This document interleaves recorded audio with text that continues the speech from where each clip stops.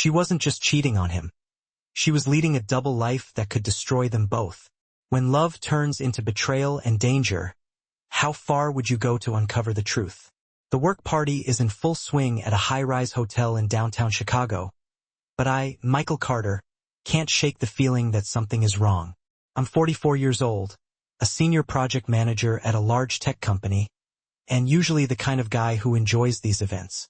But tonight, everything feels different. The room is alive with laughter, the clinking of glasses, and the low hum of chatter. Yet all I can focus on is the growing tension between my wife and me. My wife, Rachel, is 42, a beautiful woman with long auburn hair and piercing green eyes.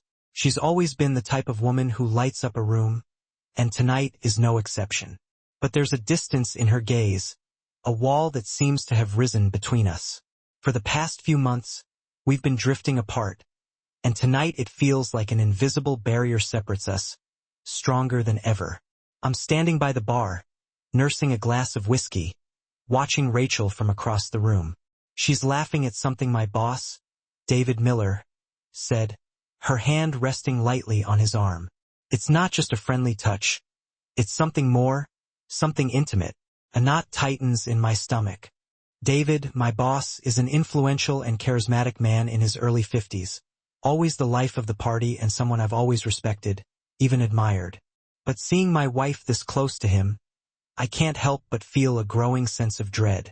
I've always been the dedicated husband, the one who works late to provide, who sacrifices for the family.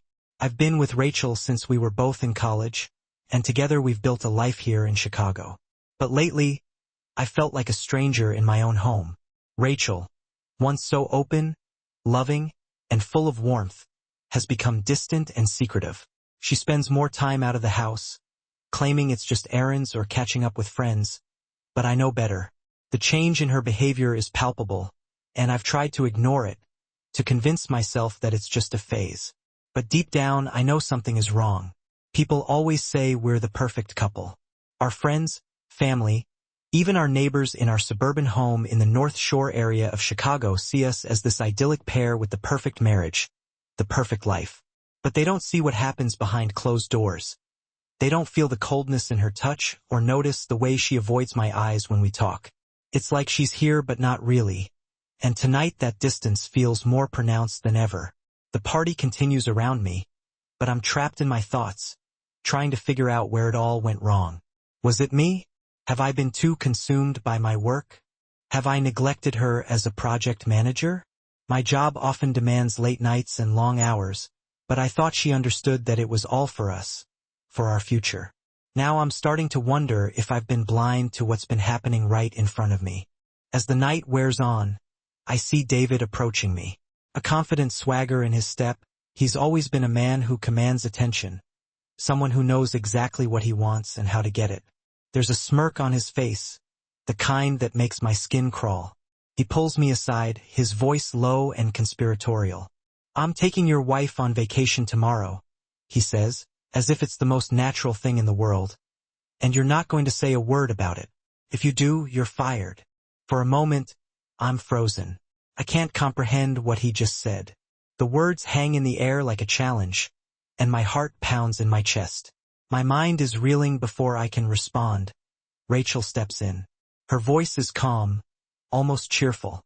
"I agree," she says without a hint of hesitation, as if she's merely confirming dinner plans instead of agreeing to something that feels like a betrayal of everything we've built together. I feel the ground shift beneath me, as if everything I thought I knew is crumbling away. The room seems to close in around me. The lively music and laughter fade into a distant blur. I don't remember what I say or if I say anything at all. I just know that I turn and walk out. My thoughts are a chaotic storm of disbelief and anger, but I don't leave. Instead, I head to my car, parked in the hotel garage. My hands are shaking as I unlock the glove compartment. My fingers close around the cold, metallic surface of a small handgun I keep there, a relic from my father's old service days as a Chicago police officer. I've never thought of myself as a violent man, but in this moment, I feel rage bubbling up inside me like a volcano on the brink of eruption. I make my way back inside. My mind made up, my footsteps heavy on the marble floor. I stand there, frozen in the doorway. The words David said to me echo in my mind. He's going to take my wife away, and if I refuse to accept it, I'll lose everything I've worked for. I look across the room at Rachel, expecting her to show some sign of resistance, to laugh it off, to tell him he's crossed a line. But instead, she continues to smile at him, nodding along as if they're sharing some private joke. It's as if I don't even exist. The air around me thickens, and a red haze clouds my vision. How could she do this? How could she agree so easily? The betrayal cuts deeper than I ever thought possible, and my mind races, trying to process what's happening. We've had our issues, sure, what married couple hasn't? But this is a whole new level of pain. I can feel eyes on me, feel the other guests glancing in my direction, sensing the tension that suddenly gripped the room. They're waiting for me to react, to do something, but I'm paralyzed, unable to move, unable to think straight. The room spins and I need to get out, need to breathe. I storm out of the room, my heart pounding in my chest, and head straight for my car. But I don't drive away. Instead, I sit there, gripping the steering wheel so tightly that my knuckles turn white. I feel like I'm going to explode, like I need to do something, anything, to make this stop. I reach into the glove compartment and pull out the handgun. My hand shakes as I hold it, the cold metal pressing against my palm. I could end this right now, I think. I could go back in there and make them pay. But then a memory flashes through my mind. Rachel and me sitting on a bench by Lake Michigan, laughing, dreaming about our future together, talking about the kids we might have someday. No, I can't let this rage consume me. I take a deep breath, trying to calm the storm inside me. I need to think, I need to be smart about this. I can't let my emotions control me, not now. Slowly, I put the gun down and lean back in the seat, closing my eyes, feeling the sting of tears that I refuse to let fall. I have to be rational, I tell myself. They want to treat me like a fool, fine, but I won't let them get away with it. I head back into the hotel, but this time I'm different, calm, in control. I walk into that room with a sense of purpose. The moment I enter, the noise dies down, and all eyes are on me again. But this time I don't care. I march straight up to David, who's now standing a little too close to Rachel, leaning in as if whispering some sweet promise in her ear. My hand clenches around the gun hidden in my pocket, but I don't pull it out. Not yet.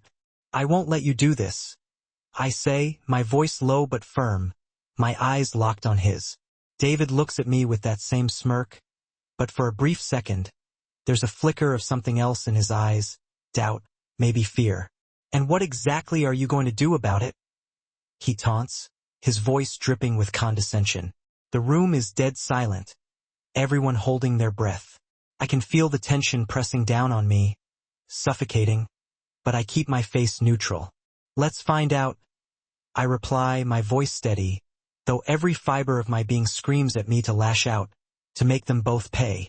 Without another word, I turn and walk out, my mind already working through the next steps. This isn't over, not by a long shot. I drive home through the dark, winding streets of Chicago, my mind racing with thoughts I can't quite piece together. How did we get here? What happened to the woman I married? The woman who used to look at me with so much love and passion. I think back to the early days of our relationship, the times when we couldn't keep our hands off each other, when we'd stay up all night talking about our dreams and plans for the future. But those memories feel like they belong to another life, another couple. Now, she's a stranger, someone I don't recognize, someone who looks right through me as if I'm not even there. I pull into the driveway of our house in North Shore, a quiet upscale neighborhood just outside the city. I sit there for a moment, staring at the darkness, trying to gather my thoughts. I can't just let this happen. I won't. I need answers and I need to know the truth. I head inside and grab my laptop, setting it up at the kitchen table. If she's going to betray me, if she's going to throw away everything we've built together, then I'll make sure I have proof. I'll make sure there's no way she can deny it. I begin searching online for hidden cameras, the kind that can be placed discreetly around the house. After a few hours, I find exactly what I need. I order a set of tiny cameras with night vision, the kind that can be hidden in plain sight, and arrange for express delivery. I spend the rest of the night on the couch, my mind too restless to sleep. My thoughts swirl with everything that's happened. I replay every conversation, every look, every moment that led us to this point, and for the first time, I feel the full weight of the loneliness that's been creeping into my life for months, the isolation that's taken root in my marriage. The cameras arrive the next day, and I waste no time setting them up. I place one in the living room, hidden among the books on the shelf, another in the bedroom, tucked discreetly into the corner of the frame that hangs over our bed. I even hide one in the bathroom just in case. I feel a pang of guilt as I do it. A voice in my head tells me that this isn't right, that I'm crossing a line, but it's too late for second thoughts. I need to know. Rachel doesn't notice a thing. She's too busy packing for her vacation, humming to herself as she folds her clothes and places them into a suitcase. I watch her from the doorway, my heart heavy with a mixture of anger, sadness, and disbelief. How did we end up like this? How could she just pretend like everything is normal when I know she's leaving with him? The next morning, I watch from the window as Rachel and David drive away. The sight of them together makes my stomach turn, but I don't move. I just stand there, staring at the spot where their car was, feeling the anger burn hotter and hotter inside me. But I don't say anything.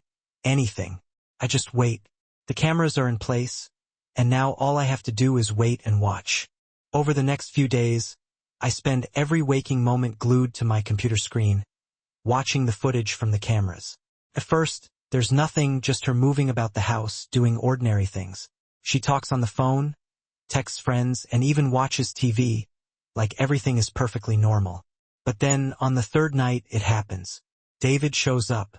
He walks into my house like he owns the place, and Rachel greets him at the door with a smile.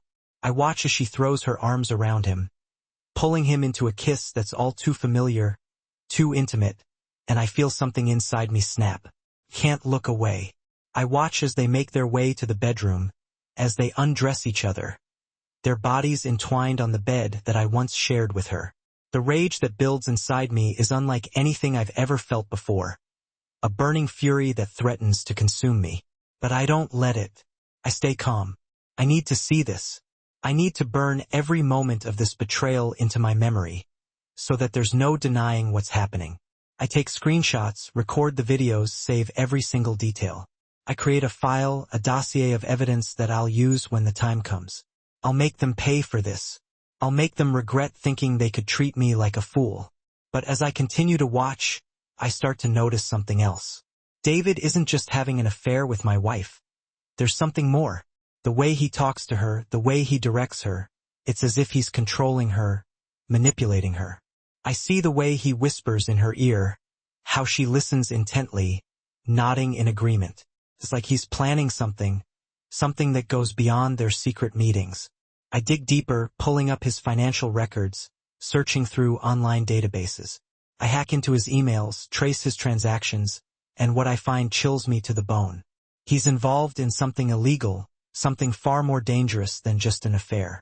And Rachel, my Rachel, is right in the middle of it. It's not just about infidelity anymore. It's about betrayal on a level I never imagined. They're not just betraying me. They're breaking the law, and they're putting themselves and possibly me in danger. The deeper I dig, the more disturbing the picture becomes.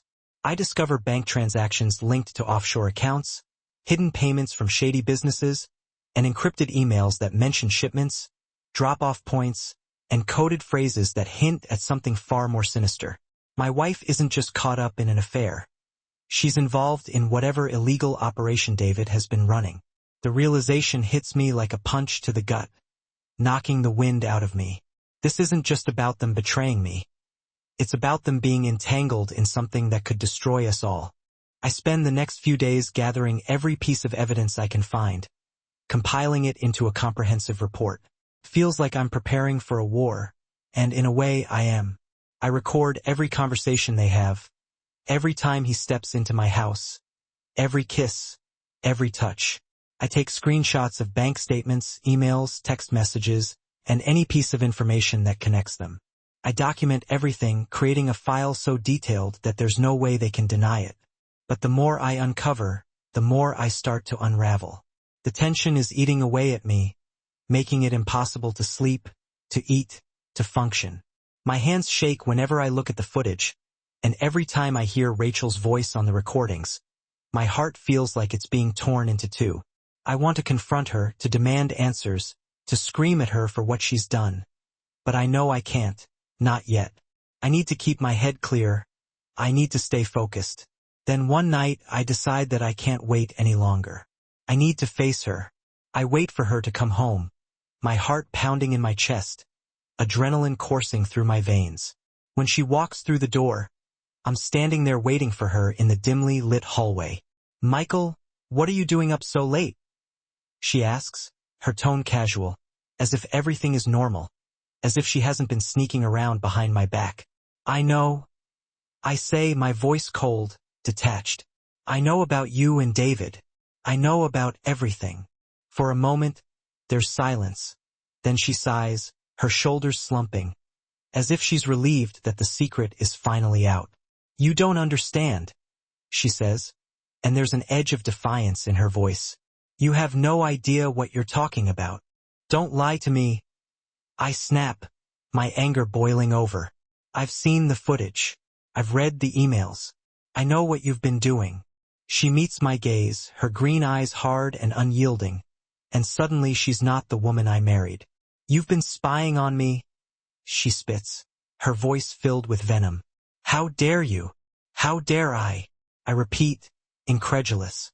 "How dare you, Rachel? How could you betray me like this?"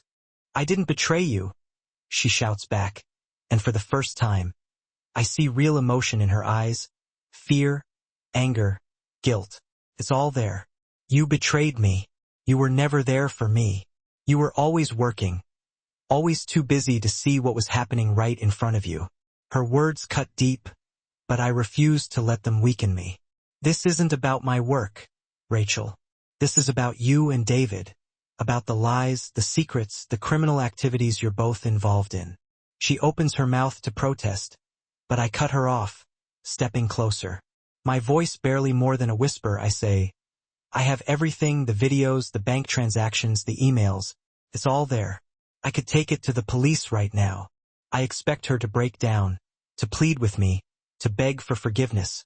But instead, she laughs, a hollow, bitter sound that echoes through the hallway.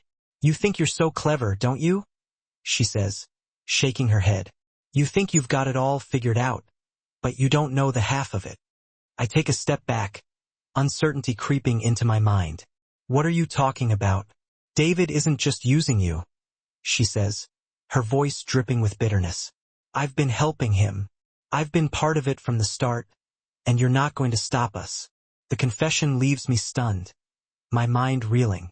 "Why?" I manage to ask. "Why would you do this? Wasn't our life enough?" She looks at me with contempt, as if the man standing before her is nothing but a pathetic shell. "Because I wanted more, Michael, more than you could ever give me." I feel the air leave my lungs, and for a moment, I'm certain I'm going to collapse, but I force myself to stay standing, to keep looking at her, even though every part of me wants to turn away. "Then you've made your choice," I say, my voice steady, even though I feel like I'm falling apart inside. "But you need to understand something. I'm not going to let you or David ruin my life, and I'm not going to let you get away with this." For the first time, I see a flicker of doubt in her eyes. "What are you going to do?" she asks, and there's a tremor in her voice. I reach into my pocket and pull out a flash drive, holding it up for her to see. "I'm going to the police," I say. "And when I do, you're both going to prison." Rachel's face turns pale, and for the first time, I see genuine fear in her eyes. She steps toward me, her hand reaching out as if to take the flash drive from my grip. "Michael, please," she whispers, her voice trembling. "You don't understand. If you go to the police, you'll destroy us both." I pull my hand back, keeping the flash drive out of her reach. "No, Rachel, you destroyed us. You made that choice the moment you got involved with him." "Michael, listen to me," she pleads, her voice breaking. David isn't just some businessman. He's dangerous. He has connections, people who will do anything to protect him. If you take this to the police, he'll find a way to hurt you, to hurt us both. I can see the desperation in her eyes, and for a moment, a part of me wants to believe her, to trust that she's telling the truth.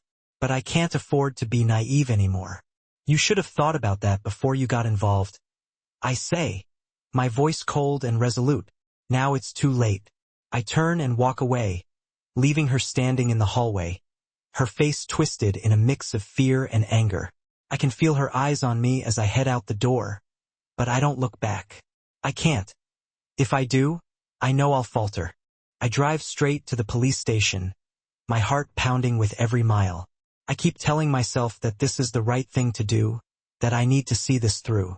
But as I pull into the station's parking lot, a sliver of doubt creeps into my mind. What if she's right? What if David is more dangerous than I realize? What if going to the police puts me in more danger than I can handle?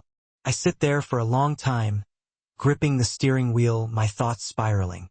But then I think about everything they've taken from me, about the lies, the betrayal, the feeling of being reduced to a pawn in someone else's game.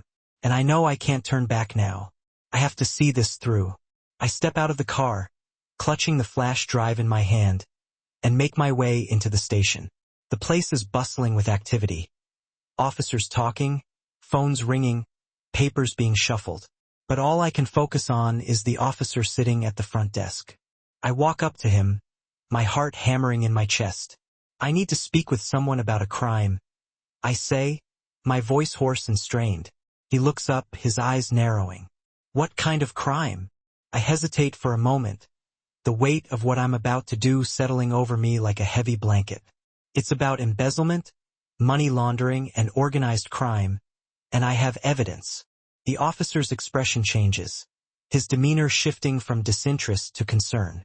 Follow me, he says, leading me to a small, sterile interrogation room in the back.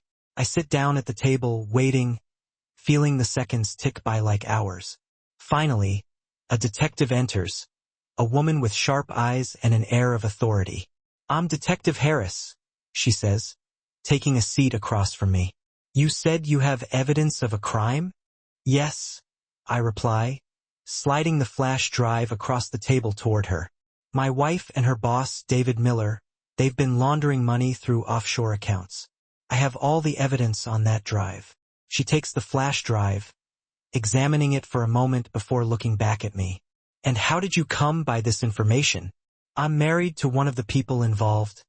I admit, I discovered the affair, but as I started digging, I found out it was more than just an affair.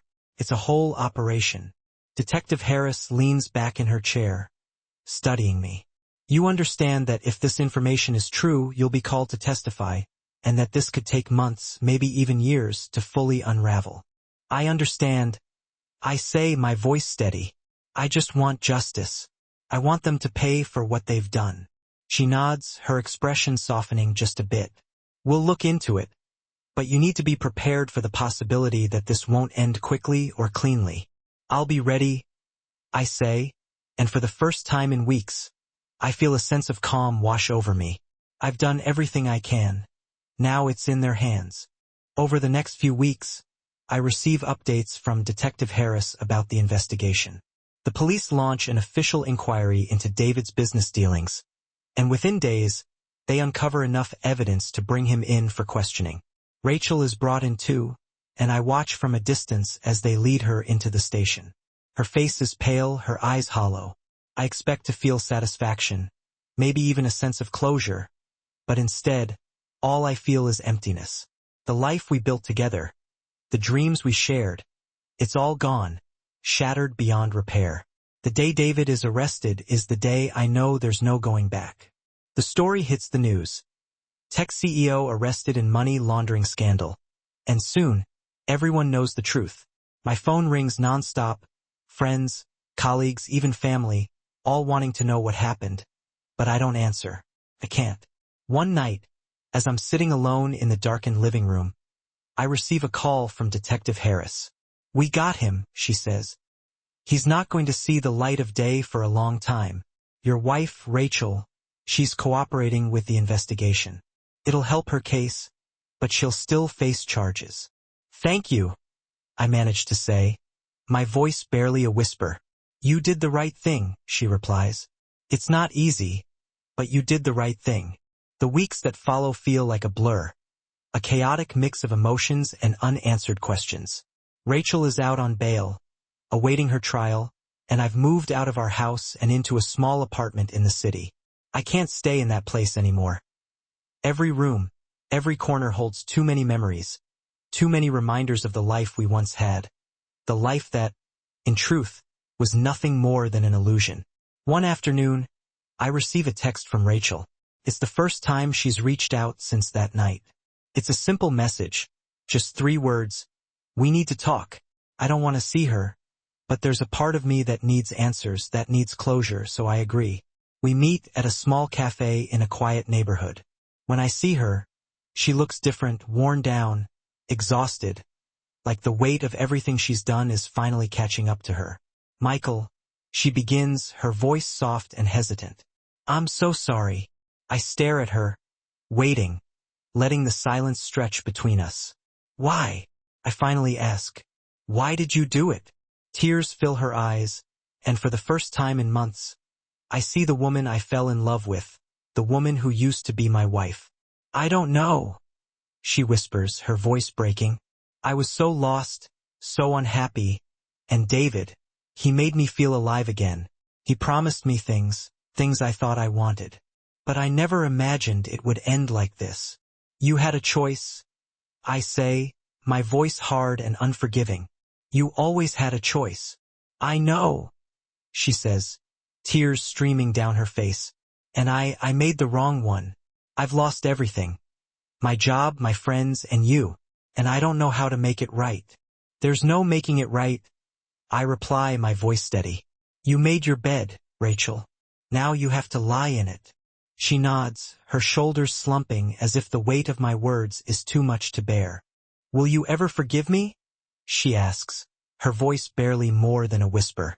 I look at her, really look at her, and for the first time, I see her for who she truly is, flawed, broken, just as lost as I've been. I don't know, I say honestly. Maybe one day, but not today. She nods again and, without another word, she stands up and walks out of the cafe, leaving me sitting there alone. I watch her go, and for the first time, I don't feel anger or resentment. I just feel sad. The trial is long, drawn out, and painful. The media swarms the courthouse, hungry for every detail of the scandal. I take the stand, testifying against both David and Rachel.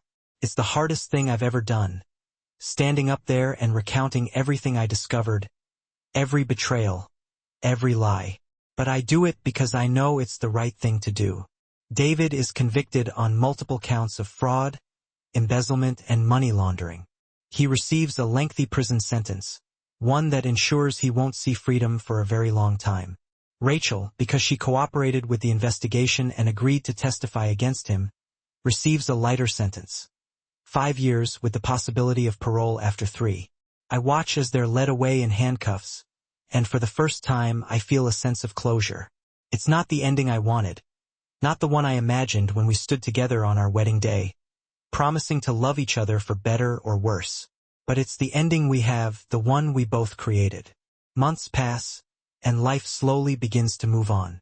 I throw myself into my work, take on more projects, and even start therapy to help process everything that's happened.